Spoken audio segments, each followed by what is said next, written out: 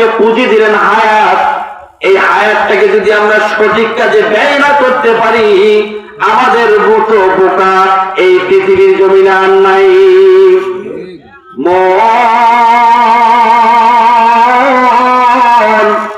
কার লাগিয়া কান্দ দিবা রাতি, ভেবে দেখো কেউ হবে না, ভেবে দেখো কেউ হবে না তোমার সঙ্গের সাথী। কার লাগিয়া কান্দ দিবা রাতি, আপন আপন করছ যাদের সে তো আপন নয়, আসলে তো কেউ নাই রে তোর, কেউ নাই রে আপন। আজ না হয় কাল বুঝবে একদিন রে, নিভিলে জীবন বাতি। কার লাগিয়া কান্দ দিবা রাতি। আলহামদুলিল্লাহ আলহামদুলিল্লাহি নাহমাদুহু ওয়া নাস্তাঈনুহু ونستغفره ونؤمن به ونتوكل عليه ونعوذ بالله من شرور أنفسنا ومن سيئات أعمالنا، من يهد الله فلا مضل له ومن يضلله فلا هادي له، ونشهد أن لا إله إلا الله وحده لا شريك له، ونشهد أن سيدنا ونبينا وحبيبنا ومولانا محمدا عبده ورسوله. أما بعد، فقد قال الله تبارك وتعالى في كلامه المجيد وفي فرقان الحميد: أعوذ بالله من الشيطان الرجيم، بسم الله الرحمن الرحيم. الذي خلق الموت والحياة ليبلوكم أيكم أحسن عملا وهو العزيز الغفور. وقال رسول الله صلى الله عليه وسلم: الكيس من بان نفسه وعمل لما بعد الموت. صدق الله العلي العظيم وصدق رسوله النبي الكريم، ونحن على ذلك من الشاهدين والشاكرين، والحمد لله رب العالمين.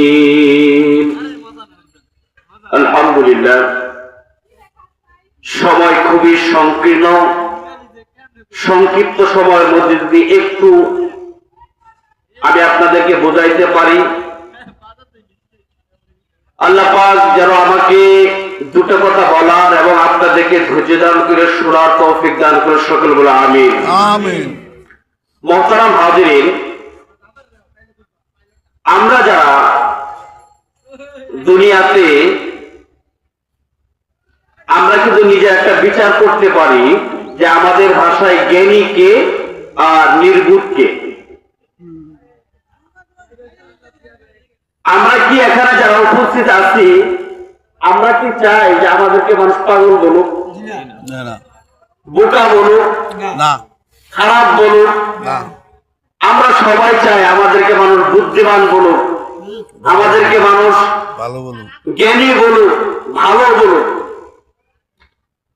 এখন জ্ঞানী লোককে আর বুদ্ধিমান কে আর নির্বুধ বোকা কে, আমরা এইটা বিষয়ে একটু হালকা বুঝবো ইনশাআল্লাহ। আমাদের ভাষায় জ্ঞানী লোককে যে ব্যক্তি বেশি টাকা উপার্জন করতে পারে, যে ব্যক্তি ব্যবসায় সফল, যে ব্যক্তি ভালো করে গুছিয়ে কথা বলতে পারে, তাকে আমরা জ্ঞানী মনে করি। আর বোকা মনে করি কাকে? যে ব্যক্তি ভালো করে সাজিয়ে কথা বলতে পারে না, অলসতা করে, ব্যবসায় সফল না, কামাই রোজগার করে না, তাকে আমরা নির্বুধ বোকা মনে করি। এই জ্ঞানী এবং নির্বুধ বুঝার জন্য নবী করিম সাল্লাল্লাহু আলাইহি ওয়াসাল্লামের ছোট্ট একটা হাদিসে কারিমা তেলাওয়াত করেছি। নবী করিম সাল্লাল্লাহু আলাইহি ওয়াসাল্লাম আমাদেরকে বুঝিয়ে দিয়েছেন কোন ব্যক্তি জ্ঞানী আর কে বোকা। عن شداد بن عوف رضي الله تعالى عنه قال عن شداد بن عوف رضي الله تعالى عنه قال قال رسول الله صلى الله عليه وسلم الكيس من دان نفسه وعمل لما بعد الموت। বিশ্বনবী সাল্লাল্লাহু আলাইহি ওয়াসাল্লাম বলেন, আমাদের জ্ঞানে যে ব্যক্তি বেশি টাকা পয়সা উপার্জন করতে পারে তাকে আমরা বুদ্ধিমান মনে করি, যে ব্যক্তি ব্যবসায় সফল তাকে আমরা জ্ঞানী মনে করি। বিশ্বনবী সাল্লাল্লাহু আলাইহি ওয়াসাল্লাম বলেন, প্রকৃত জ্ঞানী হলো সেই ব্যক্তি আল কাইয়িসু মান দানা নাফসাহু, যেই ব্যক্তি নিজেকে নিজে চিনল, নিজেরকে নিজে দাম দিল, আর মৃত্যুর পরবর্তী সময় কিভাবে কবর কাটাইব এই বিষয়ে চিন্তা যে ব্যক্তি করে, সেই ব্যক্তি হলো জ্ঞানী। সুবহানাল্লাহ। কথা কি বুঝতে পারতেছে? আল্লাহ পাক পবিত্র কালামে বলেন, আল্লাযী খালাকাল মাউতা ওয়াল হায়াতা লিয়াবলুয়াকুম আইয়ুকুম আহসানু আমালা। মহান রব্বুল আলামিন বলেন, এই পৃথিবীর জমিনে যতগুলো আমি জীবিত এবং মৃত মানুষ পাঠাইব এবং পাঠাইছি এবং পাঠাইব, সবাইকে দুনিয়ার জমিনে আল্লাহ পাক পাঠাইবেন পরীক্ষা করার জন্য। আর এই পরীক্ষায় যারা পাশ করবে, তারা পরীক্ষায় পাশ করবে, রব্বে কারীম বলেন আইয়ুকুম আহসানু আমালা, যার আমলটা অতি সুন্দর, যার আমলটা ভালো, সেই পরীক্ষায় পাশ করবে। আল্লাহ পাক এখানে বলে নাই আকসারু আমালা, এই কথা বলে নাই। আল্লাহ পাক বললেন আকসারু আমালা, এই কথা বলে নাই। আল্লাহ পাক বলেছেন আকসারু আমালা, অতি সুন্দর সুন্দর আমলের কথা বলছেন, বেশি আমলের কথা বলে নাই। বিশ্বনবী সাল্লাল্লাহু আলাইহি ওয়াসাল্লাম বলেন, আখলিস দীনাকা ইয়াকফিকাল আমালুল কলিল, তোমার ঈমানটাকে তুমি যদি পরিশুদ্ধ করে অল্প আমল করো, সেটাই তোমার নাজাতের জন্য যথেষ্ট হয়ে যাবে। ঈমানকে পরিশুদ্ধ করতে দাও। আল্লাহ পাক যা বললেন, পৃথিবীতে যতগুলো মানুষ আগমন করবে এবং করেছে সবাইকে পরীক্ষা করার জন্য আল্লাহ পাক পাঠাইলেন। আল্লাহ পাক বিভিন্ন ভাবে পরীক্ষা করবেন। রব্বে কারীম অন্য আয়াতে বলেন, ওয়ালানাবলুওয়ান্নাকুম বিশাইইম মিনাল খাউফি ওয়াল জূ' ওয়া নাকসিম মিনাল আমওয়ালি ওয়াল আনফুসি ওয়াত তামারাত ওয়া বাশশিরিস সাবিরিন। আল্লাহ পাক আপনাকে আমাকে পরীক্ষা করবেন ভয় দিয়ে। আল্লাহ পাক আপনাকে আমাকে পরীক্ষা করবেন ক্ষুধা দিয়ে, ধন সম্পদ দিয়ে, গরিব বাড়ি, আমল দিয়ে, বিভিন্ন ভাবে আল্লাহ পাক আমাদেরকে পরীক্ষা করবেন।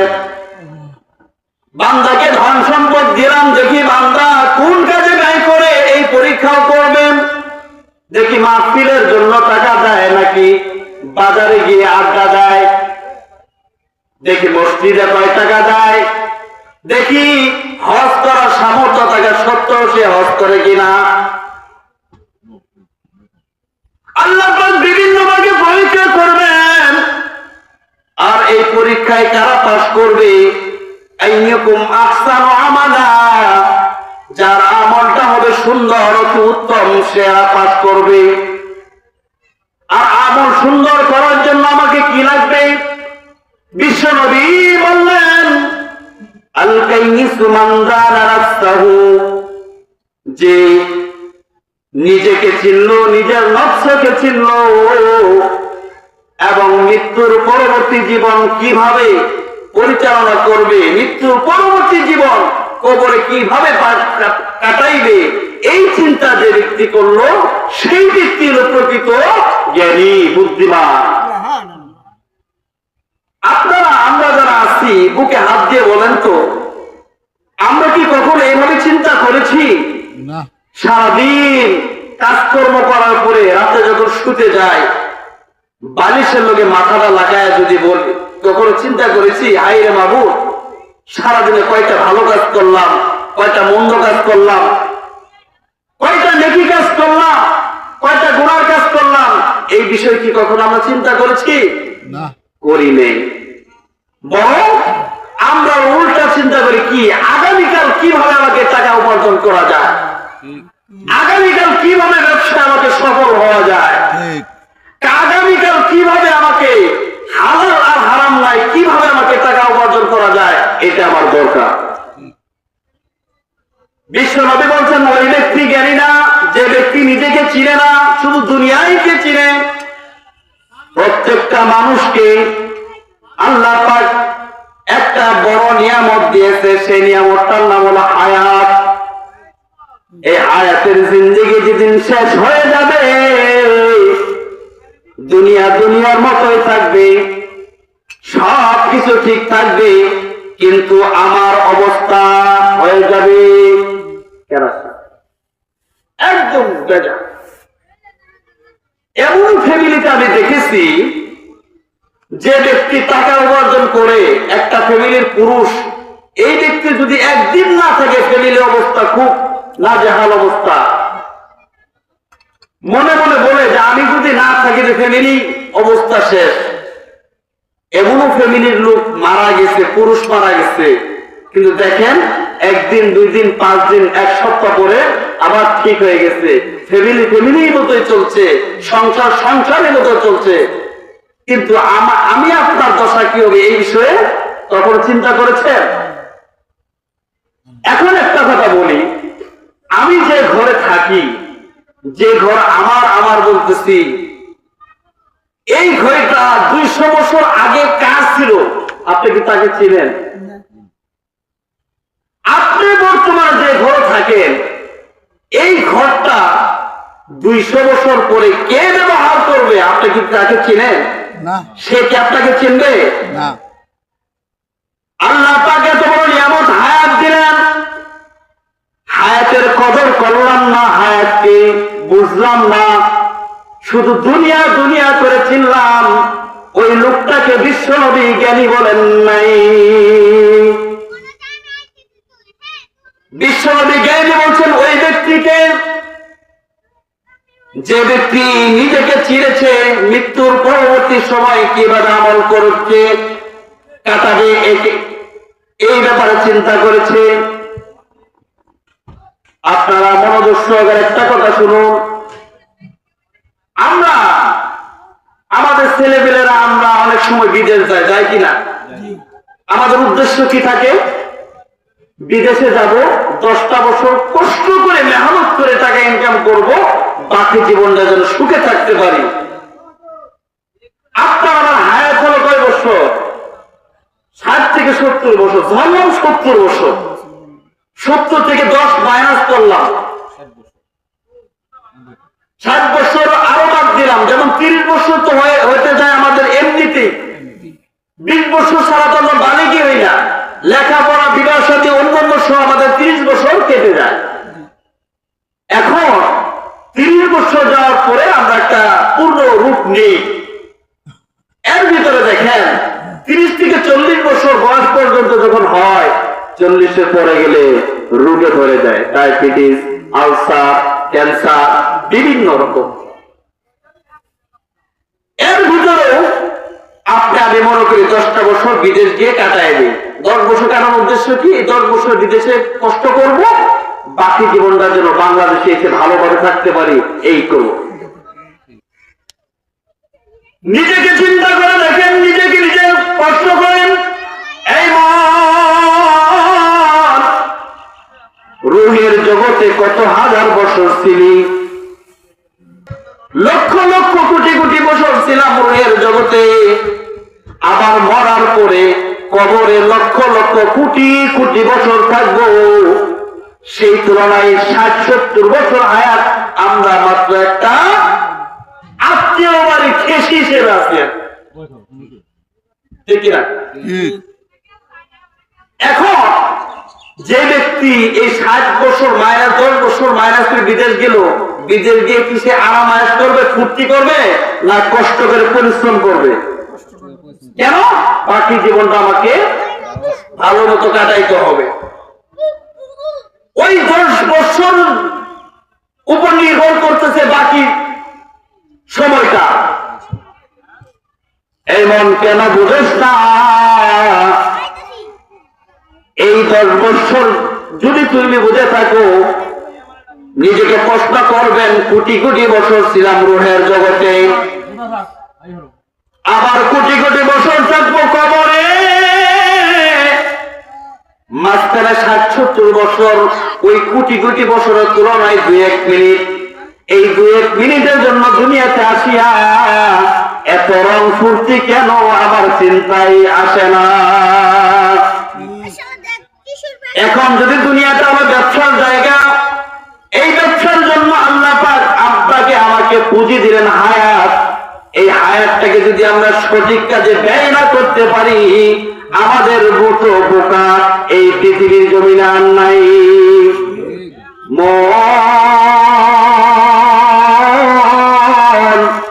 কার লাগিয়া কান্দিবা রাতি, ভেবে দেখো কেউ হবে না, ভেবে দেখো কেউ হবে না তোমার সঙ্গের সাথী। কার লাগিয়া কান্দিবা রাতি, আপন আপন করছ যাদের, সে তো আপন নয়। আসলে তো কেউ নাই রে, তো কেউ নাই রে আপন। আজ না হয় কাল বুঝবে দিন রে, নিবিলে জীবন বাতি